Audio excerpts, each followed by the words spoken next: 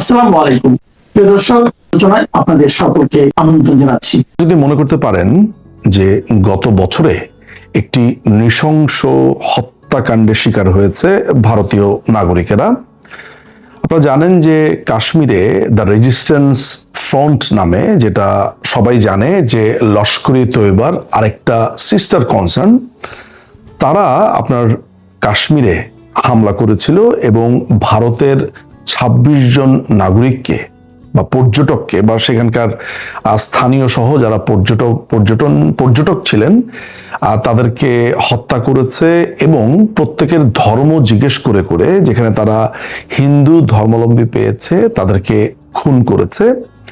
এবং পাকিস্তান যে অংশটা কাশ্মীরের দখল করে রেখেছে পিওকে, সেখানে তারা এক ধরনের জঙ্গি ঘাঁটির মতো অবস্থা তৈরি করে রেখেছে, যেখানে ভারতকে তারা ক্রমাগতভাবেই নানানভাবে হুমকি দিয়ে আসছিল দীর্ঘ সময় ধরে। ধরে নেওয়া হয় যে ভারতে এই পর্যন্ত যতবার পাকিস্তানের তরফ থেকে সন্ত্রাসী হামলা হয়েছে এবং অন্যান্য ক্ষেত্রে নানান ধরনের সমস্যার সম্মুখীন হতে হয়েছে, এই হামলাটি ছিল অন্যতম সিগনিফিক্যান্ট।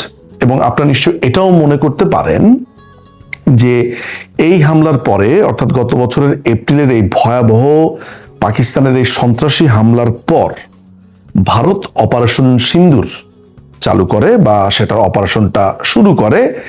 আমার এখনো মনে আছে যে 7 মে এই অপারেশনটা হয়, কারণ সেই সময়টা আমার মনে আছে আমরা খুবই আতঙ্কিত ছিলাম। আমি ফ্লাইটে ছিলাম, আমরা ফ্লাইটে যারা ছিলাম সেদিন সবাই খুব আতঙ্কিত ছিলাম। যাই হোক, 1 বছর সেই অপারেশন সিন্দুর বলেন, সেই ভয়ঙ্কর জঙ্গি হামলা বলেন, সেটা চলে গেছে। তো এই হামলাটার কথা আমি আজকে কেন স্মরণ করছি, আজকে কেন আমি আপনাকে সেটা বলতে চাচ্ছি। আমার কাছে গত 3 দিন আগে একটি গোয়েন্দা রিপোর্ট এসেছে। এই গোয়েন্দা রিপোর্টটা আসলে বেশ অনেকদিন ধরেই আমি পাবো করছিলাম, কিন্তু শেষ পর্যন্ত আমার কাছে এসেছে অনেক কাঠখড় পোড়ানোর পরে। সেটা হচ্ছে যে আপনারা জানেন যে এই দখলদার বাহিনীর অন্যতম প্রধান ইউনুস যখন আপনার 5ই অগাস্টের পরে যখন 8ই অগাস্ট সে ক্ষমতা দখল করলো এবং যে সে ক্ষমতা দখল করে সে যখন তার এই জঙ্গি হামলাকে বিস্তৃত করলো, সেই সময়টাতে বাংলাদেশে লস্কর-ই তৈয়বার এক ধরনের ব্রিডিং কিংবা বলতে পারেন যে এক মহা উৎসব সেখানে হয়ে গিয়েছিল।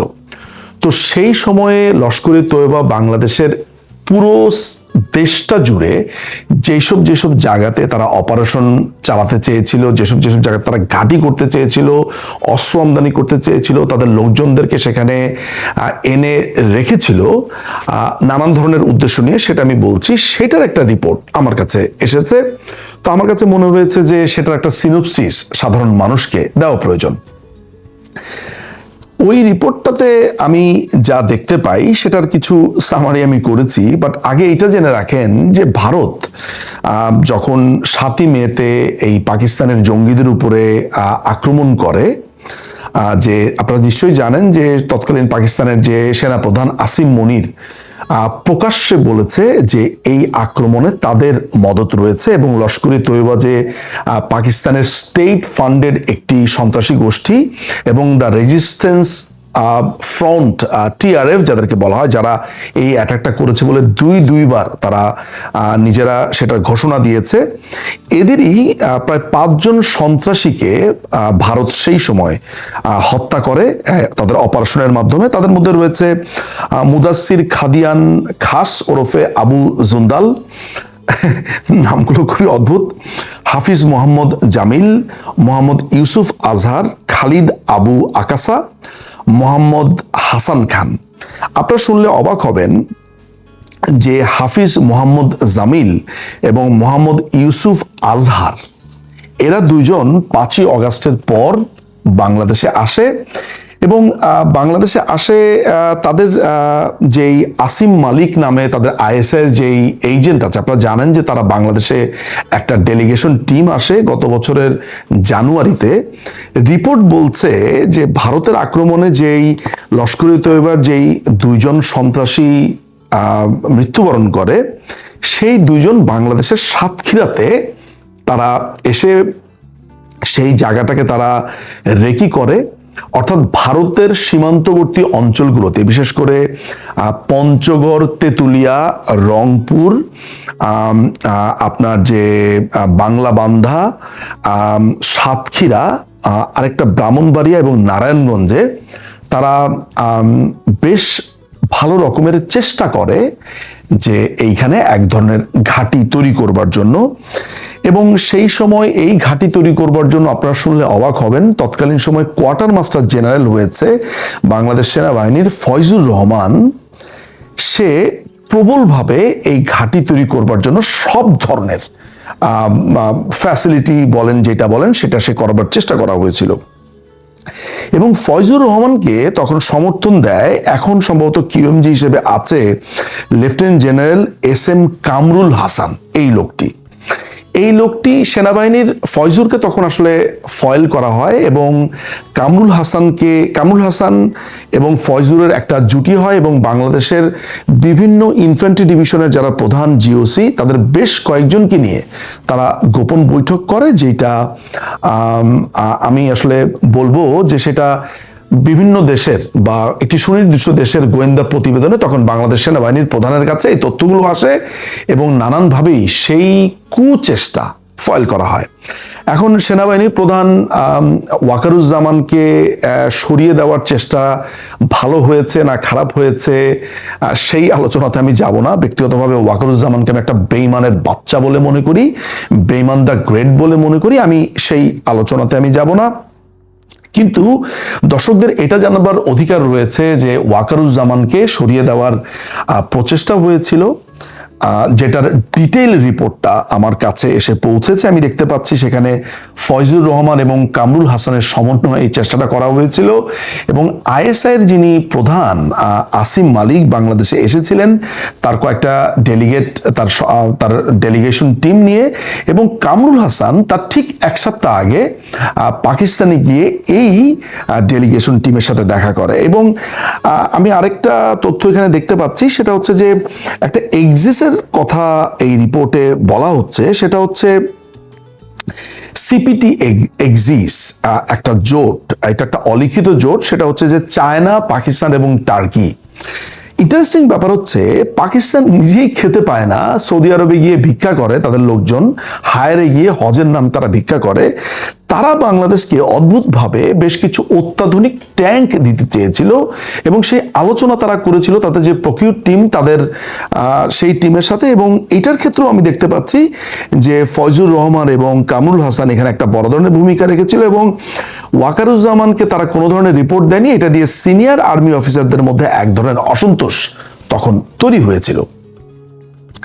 আপনারা একটা কথা আপনাদের মনে আছে কিনা জানি না, সেটা হচ্ছে যে বাংলাদেশে যখন 5ই আগস্ট হয় তখন আসিম মোজাম্মেল বা এই ধরনের নামের, আমি নামটা ভুলে গেছি, লস্করে তৈয়বার অন্যতম একজন প্রধান, তিনি নিশ্চয়ই আপনারা শুনেছেন যে লস্করে তৈয়বা প্রকাশ্যে বলেছে যে 5ই আগস্টের আগে বাংলাদেশে তাদের একটা চূড়ান্ত বড় ভূমিকা ছিল এবং এখানে যে হত্যাকাণ্ড হয়েছে, এখানে লস্করে তৈয়বার যারা সোলজার রয়েছে, এই জঙ্গিরা তখন বাংলাদেশে অবস্থান করছিল। ইনফ্যাক্ট পিয়াস হাসান নামে এক ছেলে, আমি এটা মনে করতে পারি, একটা স্ট্যাটাস দিয়েছিল যেটা হয়েছে যে হিন্দিতে রাস্তাতে কথা বলছিল। পরবর্তীকালে এটা রিভিল হয় সে যেটা বলেছিল সেটা হিন্দি ছিল না, সেটা ছিল উর্দু। এবং ওই সময়ে পাকিস্তানের বেশ কিছু জঙ্গি আর সংস্থার লোকেরা ঢাকাতে অবস্থান করছিল এবং স্নাইপারের যে আলাপটা আসছিল 7.62 বোরের পিস্তলের কথা, এইটা সন্দেহ করা হয় যে পাকিস্তানি জঙ্গিদের মাধ্যমে ব্যবহৃত হয়েছিল। আজকে এই ভিডিওটা করবার একটা বড় ধরনের কারণ হচ্ছে যে বিএনপি সরকার যেভাবে উড়ে এসে জুড়ে বসেছে, এই রিপোর্টে একটা জিনিস সাজেস্ট করা হয়েছে যে বিএনপি এখনো পর্যন্ত লস্করে তৈয়বার যেই ছোট ছোট পকেট ঘাঁটিগুলো হয়েছে, বিশেষ করে কক্সেস বাজারে তারা রোহিঙ্গা ক্যাম্পে যে ঘাটটা করেছিল এবং তারা ভারতকে কেন্দ্র করে আক্রমণের যে লক্ষ্যটা তারা করছিল, সেইটাকে এখনো পর্যন্ত নিউট্রালাইজ করতে বিএনপি সক্ষম হয়নি। বাংলাদেশে এখনো আইএসআইয়ের সেই ঘাঁটিগুলো বা তাদের সেই সময়ের যেই ইকুইপমেন্ট এবং তাদের যে এই পুরো পরিকল্পনাটা সেটা এখনো পর্যন্ত রয়ে গেছে। এবং এটা একটা স্পষ্ট সংবাদ আমাদের কাছে আছে যে এই মুহূর্তে জামাতে ইসলামী এবং আপনার আরেকজন আছে মামুনুল ইসলাম, তাদের একটা বড় ধরনের সমন্বয় হচ্ছে এই লস্করে তৈয়বার সাথে। এই বিএনপির এগেনস্টে তারা এক ধরনের কাজ করছে, বা তারা বলা যেতে পারে পেছনে তারা এক ধরনের প্রস্তুতি নিচ্ছে, যেটা তারা আওয়ামী লীগের পেছনেও গত প্রায় 10 বছর ধরে প্রস্তুতি নিয়েছে।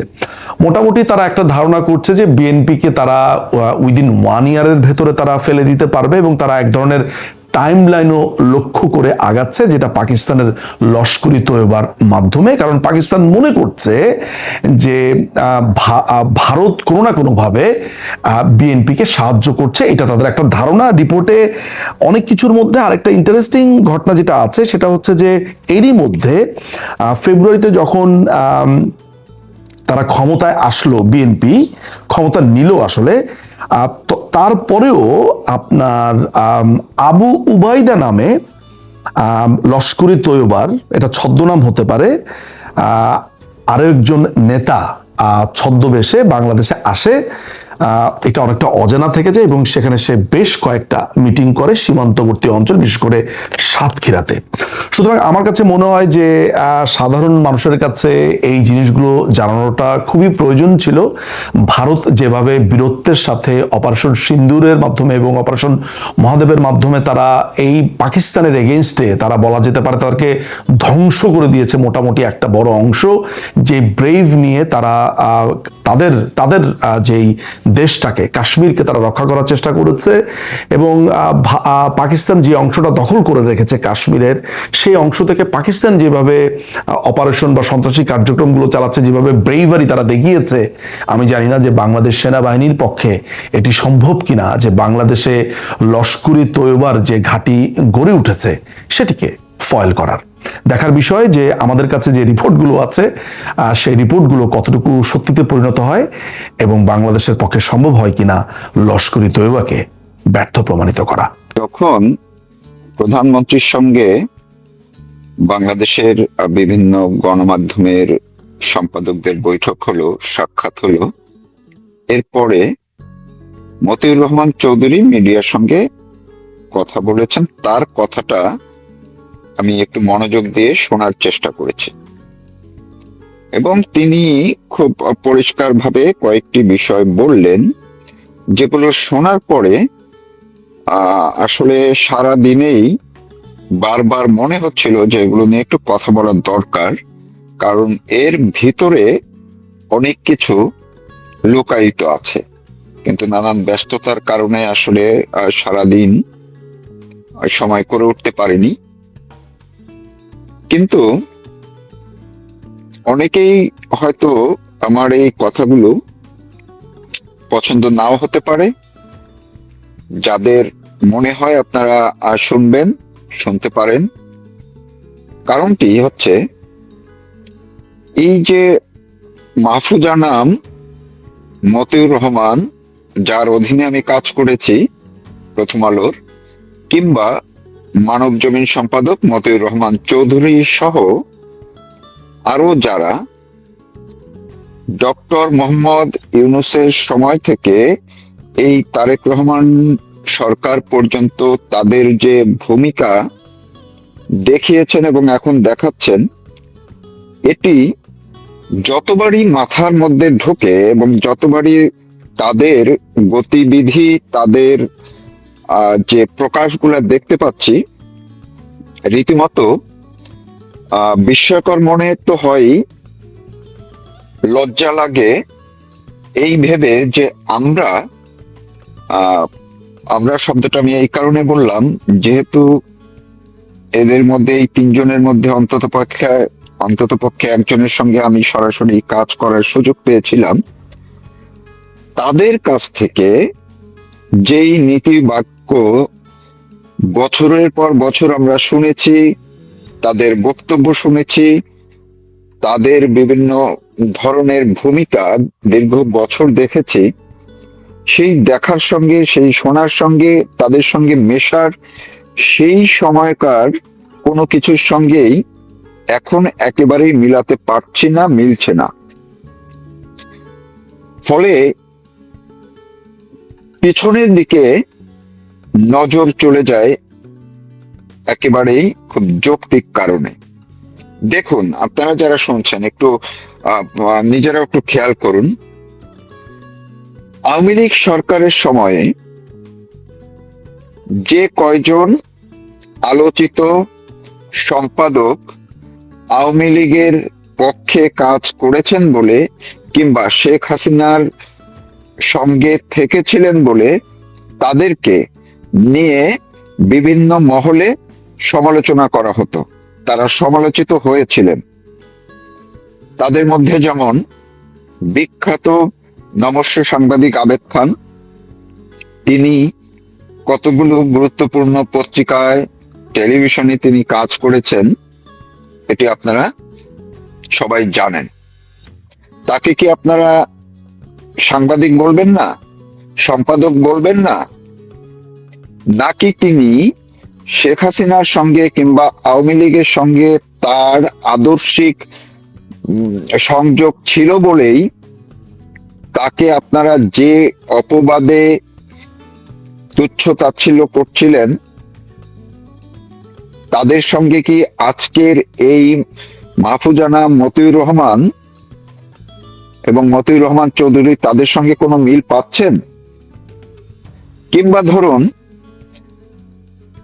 মারা গেছেন আমার আরেক শ্রদ্ধাভাজন আমাদের সম্পাদক, যিনি সমকাল,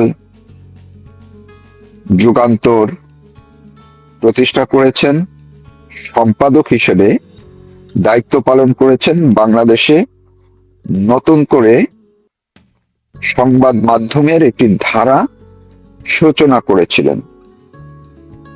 তো তাকে মারা যাওয়ার আগে তিনি প্রধানমন্ত্রী অর্থাৎ শেখ হাসিনার একটি সংবাদ সম্মেলনে গিয়ে তিনি কিছু কথা বলেছিলেন, সেই জন্য তাকে তুলোধনা করতে কেউ আমরা ছাড়িনি। তো তার সঙ্গে কি এখন মিল পাচ্ছেন বা আমরা পাচ্ছি? অর্থাৎ এই মাহফুজানা মতিউর রহমান কিংবা মতিউর রহমান চৌধুরীরা যেভাবে একেবারে ডক্টর ইউনূসকে নিজেদের মনোনীত একজন সরকার প্রধান হিসেবে নিজেরাই প্রকাশ করেছিলেন, নিজেরাই বলেছেন, ক্ষমতা থেকে বিদায়ের যখন পদত্যাগের কথা বলেছিলেন তখন তিনি তাকে রীতিমতো কলাম লিখে যাতে তিনি না যান সেটি করেছেন। আবার এখন তারেক রহমানের সঙ্গে তিনবার এই সময়ের মধ্যে তারা তিনবার তারেক রহমান ক্ষমতায় যাওয়ার আগে এবং পরে মিলে তারা তিনবার দেখা সাক্ষাৎ করেছেন প্রকাশ্যে। অপ্রকাশ্যে কি করছেন সেটি কিন্তু আমরা অনুমান করতে পারি, কিন্তু প্রকাশ্যেই তাদের যে অভিব্যক্তি, তাদের যে বডি ল্যাঙ্গুয়েজ তারেক রহমানের সঙ্গে, সেই ক্ষেত্রে ওই যে আওয়ামী লীগের সময় যে সম্পাদকরা শেখ হাসিনার সঙ্গে যে ভাষায়, যে বডি ল্যাঙ্গুয়েজে তারা ছিলেন, দেখিয়েছেন, সেটির সঙ্গে এখন কি কোনো পার্থক্য আছে? কিংবা ধরুন, আমি দুঃখিত, আমি মাঝখানে যার কথা বলছিলাম গোলাম সরোয়ার কথা নামটাই আসলে বলিনি, দুঃখিত। প্রয়াত গোলাম সরোয়ারের কথা বলছিলাম, তাকে নিয়ে অনেক ধরনের তখনকার মিডিয়াতেও, এমনকি আওয়ামী লীগের সমমনাও অনেকে গোলাম সরোয়ারকে নিয়ে ব্যাপকভাবে সমালোচনা করেছিলেন। তিনি নোবেলের কথা বলেছিলেন বলে, কিংবা আরো কিছু তাকে বলা হতো যে তিনি শেখ হাসিনার তোষামোদী করেন। কিন্তু গোলাম সরোয়ারকে কি আমরা কেউ সম্পাদক হিসেবে মানব না, সাংবাদিক হিসেবে মানব না? তিনি কি এই যে মতিউর রহমান চৌধুরী, মাহফুজ আনামদের চেয়ে কি মানে ছোট মাপের সাংবাদিক বা সম্পাদক ছিলেন কিনা? কিংবা আবেদ খানের চেয়েও মতিউর রহমান, মাহফুজ আনামরা কি সাংবাদিক হিসাবে কি বড় মাপের হয়ে উঠেছিলেন কিনা। সম্পাদক হিসাবে হয়েছিলেন, সম্পাদক হিসাবে হয়তো আবেদ খান খুব একটা সাকসেসফুল হতে পারেননি, কিন্তু সাংবাদিকতার ক্ষেত্রে তার ধারে কাছে কে আছেন? মতিউর রহমান চৌধুরীর কথা বলবেন, বলছি, তারা তো একই সঙ্গে কাজ করেছেন। মতিউর রহমান চৌধুরীও আওয়ামী লীগের সময়ে তিনি বিভিন্নভাবে টেলিভিশন চ্যানেলে তিনি প্রতিদিন কথা বলতেন, এবং তিনি এই যে বললাম আবেদ খান কিংবা আমাদের নঈম নিজাম, শ্যামল দত্ত, অর্থাৎ যারা প্রধানমন্ত্রীর সঙ্গে দেখা করতে যেতেন তাদেরকে নিয়েই প্রতিদিন তারা সমালোচনা করতেন, কথা বলতেন। তারা আওয়ামী লীগের লেজুর ভিত্তি করতেন, কিংবা দলকানা সম্পাদক, দলকানা সাংবাদিক হিসেবেও তাদেরকে অপবাদ শুনতে হচ্ছে। কিন্তু এখন সেই মতিউর রহমান চৌধুরী তিনি কি করছেন? তিনি কি বলেছেন? তিনি পরিষ্কার করে বলেছেন যে আওয়ামী লীগের সময়ে, অর্থাৎ গত 15-16 বছরে তারা প্রধানমন্ত্রীর সঙ্গে একবার দেখা করতে পেরেছেন, আর এখন তারেক রহমানকে তারা বলেছেন 3বার, মানে 3 মাস অন্তর অন্তর দেখা করবেন। তো তিনি তারেক রহমানকে এটিও বলেছেন যে মিডিয়াতে যা বলেছেন আপনারা দেখবেন, তিনি বলেছেন তিনি আমাদেরই লোক, তিনিও গণমাধ্যমের লোক। তো তারেক রহমান গণমাধ্যমের দিনকালের তিনি মালিক সম্পাদক নাকি, তো সেটি হলে তাকে নিয়ে আপনি আমাদের লোক বলবেন, গর্ব করবেন, কিন্তু যখন বলা হয় আওয়ামী লীগের কোন মন্ত্রী, এমপি কিংবা বঙ্গবন্ধু সাংবাদিক ছিলেন, সেটি বললে তখন আপনাদের গায়ে জ্বালা ধরে, সেটি নিয়ে আপনারা ট্রোল করতে পারেন, কিন্তু এই কথাটি আর সমস্যা হয় না। সাংবাদিকরা মতিউর রহমান চৌধুরীকে জিজ্ঞেস করছিলেন যে আর কি কথা হলো, তিনি ভুলেই গেছিলেন যে যেই আমাদের যেই সম্পাদকরা, সাংবাদিকরা কারাগারে আছেন তাদের কথা তিনি ভুলে গেছিলেন। শেষ দিকে বলছেন, ও হ্যাঁ, কথা হয়েছে, যারা এখন সাংবাদিকরা নিপীড়িত হচ্ছে এবং কারাগারে আছে তাদের বিষয়গুলো তারেক রহমান অর্থাৎ প্রধানমন্ত্রী দেখবেন, সেই কথাটি আমাদের বলেছেন। এখন এই যে মতিউর রহমান চৌধুরীরা কিংবা মাহফুজা নামরা, তারা তাদের স্খলন যে পর্যায়ে নিয়ে গেছেন, আর কোথায় যাবেন, কোথায় যাচ্ছেন? গতকালকে থেকে কেউ কেউ কোনো সামাজিক যোগাযোগ মাধ্যমে আমি দেখছিলাম যে কমেন্টস করেছেন, এই মতিউর রহমান চৌধুরী, মাহফুজা নাম কিংবা মতিউর রহমান, তাদের আসলে যাওয়ার জায়গা কোথায়? তারা এর আগের দফায় বিএনপি খালেদা জিয়ার সরকারকে তারা হটিয়েছেন, আওয়ামী লীগকেও তারা হটিয়েছেন। এখন এরপরে এনেছিলেন তাদের যে মূল্য ডক্টর ইউনূসকে, তাকেও তারা ধরে রাখতে পারেননি, তাকেও বিদায় নিতে হয়েছে। ফলে তারা এখন আওয়ামী লীগ আর আসবে না বলে তারা ধরে নিয়েছে, কিন্তু কখনো না কখনো পরিবর্তন তো আসবে। তো আওয়ামী লীগকে হটিয়ে তারা যাকে আনলেন, এবং এই এখন যারে আনলেন, এর পরে তো একটা শেষ হবে, আজকে হোক কালকে হোক, তখন তাদের যাওয়ার জায়গা কোথায়? কেউ কেউ বলছিলেন যাতে তারেক রহমান যেহেতু ডক্টর ইউনূসের বিকল্প হিসেবে আছেন, ফলে তারেক রহমানকে যাতে বিদায় নিতে না হয় সেইটার জন্য তারা কোনো না কোনো ফন্দি ফিকির করছেন। এমনও হতে পারে, কেউ কেউ, যদিও এটি সত্যি কিনা আমি জানি না, কিন্তু কেউ কেউ এরকম বলার চেষ্টা, কমেন্টস করেছেন, ক্ষমতা, তারেক রহমানকে ক্ষমতায় রাখার জন্য শেষ পর্যন্ত এমন কি কিছু হতে পারে, যেহেতু ডক্টর ইউনূস নিজে থাকতে পারেননি, ফলে রাষ্ট্রপতির চেয়ারে কি মাহফুজা নাম, মতিউর রহমান কিংবা মতিউর রহমান চৌধুরী, কাউকে কি তারেক রহমান নিয়ে যেতে পারেন, নাকি তেমন কোনো অফার কি তাদেরকে দেয়া হয়েছে কিনা? কারণ আসলেই আমিও ভাবলাম যে দেখুন, এই যে যারা আওয়ামী লীগের সময় যেই কজন, তারা সম্পাদক ছিলেন, তারা সাংবাদিক ছিলেন, তারা শেখ হাসিনার পক্ষে কাজ করেছেন, শেখ হাসিনার সঙ্গে ছিলেন বলে তাদেরকে শেখ হাসিনার দালাল উপাধি দেওয়া হয়, বিশেষণ ব্যবহার করা হয়। তো এখন মাহফুজানা, মতিউর রহমান চৌধুরীরা কি কখনো জীবনে, যতদিন তারা জীবিত থাকবেন কিংবা মৃত্যুর পরও, তারা কি তাদের গায়ে যে ডক্টর ইউনূসের লোক এবং তারেক রহমানের লোক, এই অপবাদ কি তারা কখনো আর ঘুচতে পারবেন? তারা কি জীবনে আর কখনো নিজেদেরকে নিরপেক্ষ বলে দাবি করতে পারবেন? কিংবা আমার মতো বা আমাদের মতো যারা আছেন, যাদেরকে দিয়ে তারা কাজ করাচ্ছেন, তারাও কি কখনো বলতে পারবেন যে আমার সম্পাদক নিরপেক্ষ? সেই জায়গাটাও তো তারা নষ্ট করে দিলেন। এইটাই হচ্ছে দুঃখ এবং লজ্জা। কারণ তারা এতদিন গণতন্ত্রের কথা বলেছিলেন যে আওয়ামী লীগ গণতন্ত্র খেয়ে ফেলছে, গণতন্ত্র রক্ষা করতে পারেনি, আর এখন তারা এসে একটি দলের একেবারে পকেটে ঢুকে গেছেন। বলেছেন ওই যে সম্পাদকদেরকে ডাকে নাই। তো আপনারা তো সরাসরি শেখ হাসিনা সরকারকে উৎখাতের জন্য কাজ করেছেন, তাহলে আপনাদের এখন কেন আবার এই আক্ষেপ হলো যে শেখ হাসিনা আপনাদেরকে একবার মাত্র ডেকেছিলেন আর ডাকেননি? আপনারা একদিকে তাকে উচ্ছেদ করবেন, উৎখাত করার ষড়যন্ত্র করবেন, সেটি বাস্তবায়ন করবেন, আবার এখন আক্ষেপ করবেন, সেটা কি নীতিগত হয় কিনা?